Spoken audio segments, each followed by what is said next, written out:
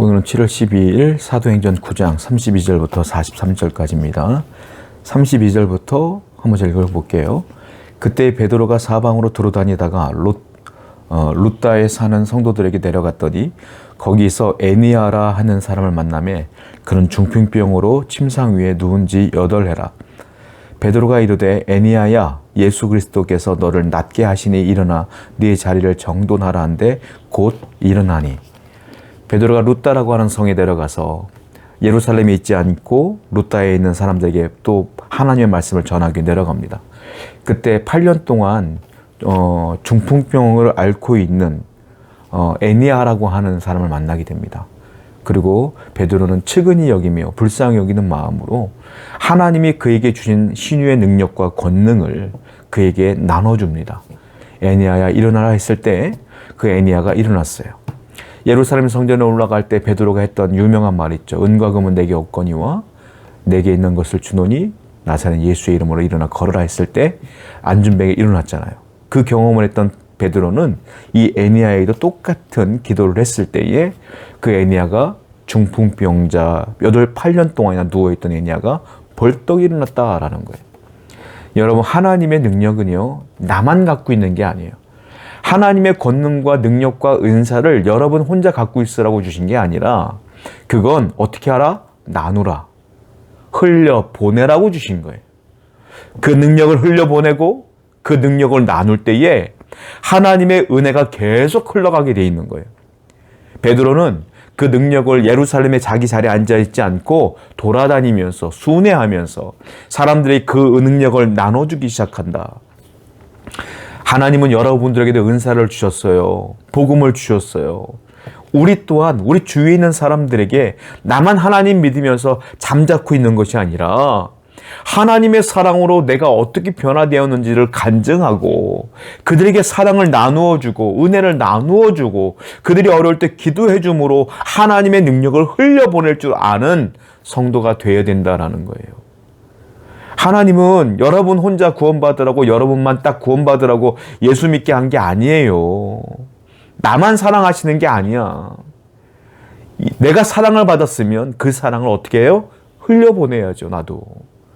옆에 있는 분들에게 복음을 전하고 직장 가운데 안타까워하는 분들에게 그들에게 복음을 전하며 사랑을 전하며 은혜를 전하며 기도해주며 그렇게 하나님의 능력을 흘려보낼 수 있는 하나님의 사랑과 은혜를 흘려보낼 수 있는 여러분 되기를 축원드립니다. 35절이에요. 루다와 사론에 사는 사람들이 다 그를 보고 주께로 돌아오니라. 에니아가 일어나는 것을 알고요. 그 주위의 동네 사람들이 깜짝 놀라는 거예요. 그리고 어떻게 해요? 다 주께 돌아오니라. 그 하나님의 능력을 체험했던 사람들, 경험했던 사람들, 눈으로 목도했던 사람들 다 주님께로 돌아오더라 이 말이에요. 여러분, 신앙은 관념이 아니라 지식이 아니에요. 여러분들이 신앙생활할 때 머리로만 알려고 하는 사람들 제일 위험한 거야. 머리로 이거는요 이거고요, 이건 이거고요, 이건 이거고요, 이건 이 말씀은 여기에 있고요, 이건 이거고요. 그건 신앙이 아니요. 그건 공부지. 신앙은 뭐냐? 체험이에요. 내가 하나님의 능력을 직접 경험해야 돼. 하나님의 기적을 본 이 성사람들과 에니아는 하나님께로 돌아올 수밖에 없어. 주님께 나올 수밖에 없어. 경험했으니까. 경험은 잊지 못할 각인이 되어서 하나님께 나가지 않으면 안 될 수밖에 없는 그런 상황으로 만들어준다는 거예요. 신앙은 그러므로 체험이 중요해요. 성도 여러분, 머리로만 하나님 판단하시면 안 됩니다. 하나님은 여러분들의 머리로 판단되어질 분이 아니에요. 신앙이 내 안으로, 내 가슴으로, 내 마음으로 들어와서 그것이 각인되어지고 경험되어져서 하나님을 철저하게 믿는 여러분 되기를 축원드립니다. 36절이에요. 요바에 다비다라 하는 여제자가 있으니 그 이름을 번역하면 도르가라. 선행과 구제하는 일이 심히 많더니 그때 병들어 죽음에 시체를 씻어 다락에 두이니라. 루다가 요바에서 가까운지라 제자들이 베드로가 거기 있음을 듣고 두 사람을 보내어 지체 말고 와달라고 간청하여. 베드로가 루다에 있는데 요바에 있는 사람 가운데 예수님을 믿는 제자 가운데에 다비다라는 여인이 있었어요. 다비다보다 더 유명한 이름이죠. 도르가로 더 알려졌는데 이분이 구제하고 선행이 되게 열심히 있는 분인데 돌아가신 거예요. 근데 예수 믿는 그 성도들이, 제자들이 이분의 죽음을 너무 안타까워서 일단은 시체를 깨끗이 씻어서 다락방에 올려놓고 베드로가 루다에 있다는 소식을 듣고 신뢰할 만한 두 사람을 빨리 보냅니다. 그리고 베드로에게 좀 와달라고, 요바로 와달라고 부탁을 해요. 근데 베드로가 요바에 왔어요. 이미 다비다는 죽었어요. 재밌는 게 뭐냐면 다비다는 죽었거든요. 죽었는데 그 동네 사람, 요바 사람들, 성도들은요 기대를 하고 있어요. 베드로가 온다면 혹시 하나님의 능력이 있으면 살아난다 라는 기대가 있어. 그러니까 베드로에게 좀 와달라고 부탁을 하는 거예요. 베드로는요 이미 죽었다는 얘기를 들었어. 그런데 베드로는 또 와. 뭐예요? 기대와 순종. 베드로는 순종하고, 그리고 나머지 제자들은 기대하고, 그리고 베드로가 우리가 알다시피 기도했을 때에 어떤 일이 벌어졌어요?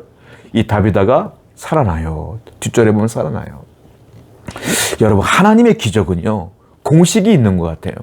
어떤 공식이겠습니까? 일단은 하나님의 기적을 바라는 사람들의 마음이 중요한데 그 마음이 뭐냐? 기대하는 마음. 의심이 아니라 기대. 그리고 하나님께 순종. 기대와 순종이 결합되어지면 하나님의 능력이 나타나더라. 이거예요. 여러분, 그렇습니다. 여러분 인생 가운데 슬프고 어렵고 괴로워도 기대하세요. 어떤 기대? 하나님이 개입하시면 돼. 하나님이 역사하시면 해결돼. 라는 기대를 하셔야 돼. 그걸 다른 말로 믿음이요 신뢰입니다. 그리고 기도할 때에, 순종하며 살아갈 때에 하나님께서 여러분들의 앞에 있는 그런 장애물들을 하나 다 제거해 주실 줄로 믿습니다. 기적은 기대와 순종으로부터 시작돼요. 40절입니다. 베드로가 사람을 다 내보내고 무릎을 꿇고 기도하고 돌이켜 시체를 향하여 이르되 다비다야 일어나라 하니 그가 눈을 떠 베드로를 보고 일어나 앉는지라. 베드로가요 사람들 다 내보내요. 우리가 흔히 볼 때 우리가 어떤 기적을 내보낼 때 사람들이 눈으로 보면 좋잖아요. 그러면 내 위신도 좀 올라가고요. 그럴 것 같지 않습니까? 근데 베드로는 그렇지 않아요. 다 나가래. 다 나가. 그리고 문을 탁 잠가요. 잠그고 혼자 열심을 다하여 기도하기 시작해요. 왜 그러겠습니까? 사람이 옆에 있으면 방해가 돼. 집중이 흐트러져. 베드로는 오직 하나님만 전심전력으로 의지하고 싶었던 거예요. 하나님만 바라보고 싶었던 거예요. 사람들의 목소리, 사람들의 기대감 중요하지 않아. 이 시간은 오직 하나님만 역사해 주세요 라고 전심전력하기 위해서 사람들을 내보내고 기도합니다. 그랬을 때 어떤 일이 벌어졌습니까? 이 다비다가 눈을 떴고 앉았어요. 살아난 거예요. 여러분, 기적은요 또 우리가 중요하게 여길 게 뭐냐면 하나님만 전적으로 의지해야 기적이 나타나요. 하나님도가 아니야. 하나님도 의지가 아니라 하나님만 의지해야 돼. 내 생각도 의지하고 내 경험도 의지하고 누구도 의지하고가 아니라 하나님만 의지할 때 하나님이 일하시는 거예요. 여러분들의 인생 가운데 하나님만 의지하시기 바라요. 그럴 때 하나님께서는 여러분의 인생에 놀라운 은혜를 베풀어 주십니다. 기도하겠습니다. 오늘도 하나님만 의지하고 기대하고 소망하며 순종하는 백성 되게 하여 주옵소서. 예수님의 이름으로 기도드렸습니다. 아멘.